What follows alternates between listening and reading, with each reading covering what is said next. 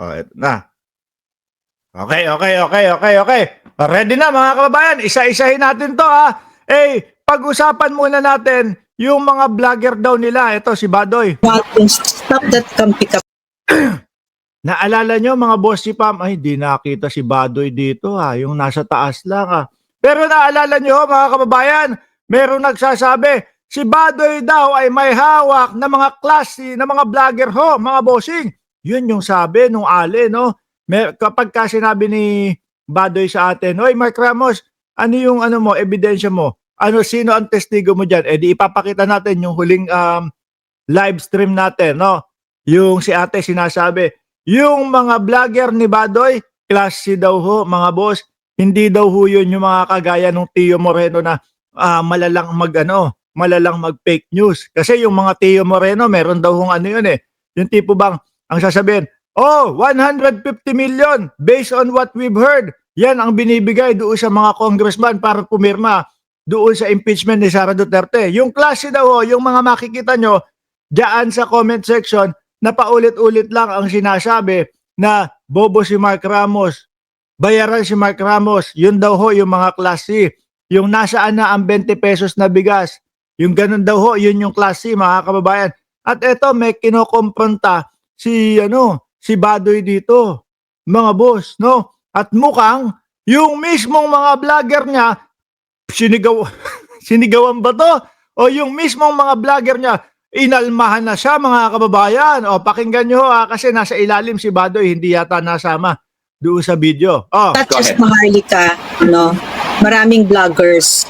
And I want everybody to stop this infighting. I want to... Ayan. Yung si Maharlika daw, madaming vloggers. O, tingnan mo sila nag-aaway-aaway na ho mga kababayan. It's not just Maharlika, maraming vloggers.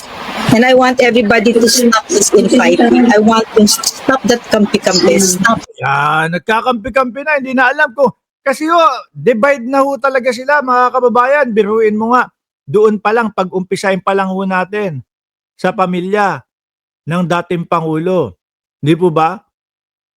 Merong napapabalita, si Hanilet hindi okay kaila Sara Duterte. Kaya nga yung ambanat ng magkakapatid dyan, isa lang sa girlfriend. Sabi, isa lang sa girlfriend. Si Hanilet. Sakit nun para kay Kitty Duterte. Mga bossing. Sakit nun, biruin mo. Simula nung naupo si dating Pangulong Duterte sa pagka-presidente, all the way hanggang ngayon, nandiyan si Hanilet. Tapos, yung mga anak ni Duterte, kaya ayaw ni Ramon Tulfo daw sa kanila kasi, mga swapang, no? Biruin mo, tatawagin. Tawag dito? Syuta lang ni Duterte, 13. Grabe. Doon pa lang watak-watak na sila eh. Pumunta ka. Doon naman sa mga sa mga 13 na syuta, may Team Alputira. May Team Alputira, may Team Hanilit daw. Mga kababayan. Tapos, yung mga vlogger nila, away-away din. Yung kay Laroque, yung tungkol sa humba. Putragis na yan. Gusto yata magsuntukan dahil po doon sa humba eh. Pero pati pagkain na lang mga kababayan, pinag-aawayan pa nila. Bumababaho tuloy ang tingin ng ibang lahi sa mga Pilipino dahil po sa ginagawa nila doon sa sa The Hague mga kababayan. Biruin mo. Pakita mo nasa kalsada kayo. Mag-aaway-away kayo dahil sa humba. Kaya diyan po umpisang nabansagan si Roque ng humbakla daw mga bossing. Kasi ayoko magsalita dyan. Ako hindi naniniwala na bakla si Roque. Siguro mahilig lang magpa-topless ng kapwa kapwa lalaki. Game! Stop Ay, wala po na kaya kapyo man. Teka lang, wala kang kinakasuhan. Lahat ng magkakalitaan ng ganyan. Hindi mo alam ang pinagdadaanan namin dito. Natahimik na si Badoy. Par Vincent, shoutout sa iyo. Tingnan nyo. Natahimik na. Hindi mo alam kung ano pinagdadaanan namin dito. Huwag mo sasabihin na nagkakampi-kampihan kami dito. Siguro ito yung mga vlogger ho nila na nag-aaway-aaway ngayon. Wait lang, Madam Lorraine. Hindi. Ang punto, Wala kang Tapos na lahat yan. Sandali lang. Ang sinasabi ko, Kami, kahit ano pa sabihin mo, kay Maharlika kami, tsaka kay Spong. Tumigil ka, ikaw ang tumigil. Si Badoy. Sayang hindi na ipakita. Sandali nga, hanapin ko yung mismong video nito. Sayang hindi na ipakita si Badoy. Natulalaho dyan, mga kababayan. No? Natulalaho si Badoy habang siya tumahimik ka dyan. Hindi mo alam kung ano pinagdadaanan namin dito. Yung mukha ni Badoy doon, wala na, nakagano na lang. Ang saya nilang tignan, sabi ni May Kasiguran, sila nag-aaway. Talaga. Kasi may Team Hareroque, may Team Maharlika, may ganun-ganun pa. Sila ho nagsasalpukan. Wala na, sira na ang kumpas ng mga Duterte. Wala na sila sa tono. Sabi ni Noriel Mariano. Hindi naman ganyan yan. Ano daw? Hindi ganyan yan. Ang ating sinasabi, tapos na po ang madilim Why? na Kaibigan ko panahon din ng Maharlika. Hello.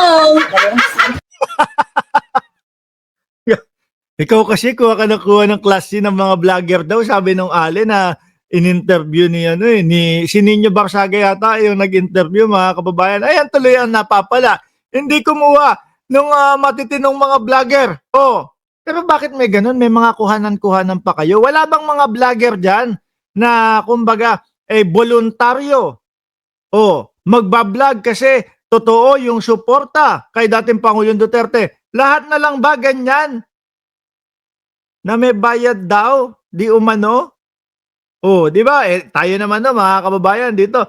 Sabi ko nga sa inyo dahil lang po gusto ko na gumanda ang Pilipinas at nakikita ko ho, mga Boss Chief Amo Sir, na ang pamamalakad ni Pangulong Bongbong Marcos ay maganda at isa sa magiging susi para po sa pag-angat ng Pilipinas muli, sumusuporta ako. Voluntaryo akong nagbablog. Diyan meron pa kayong mga meeting-meeting.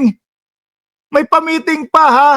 Akalain nyo yun. Tapos yung meeting, ang ending sisigawan ka lang ng mga vlogger ninyo. Sabi ni Winnie Artos, hindi nila kaya ang mga vlogger ng pro-admin bukod sa... Guwap.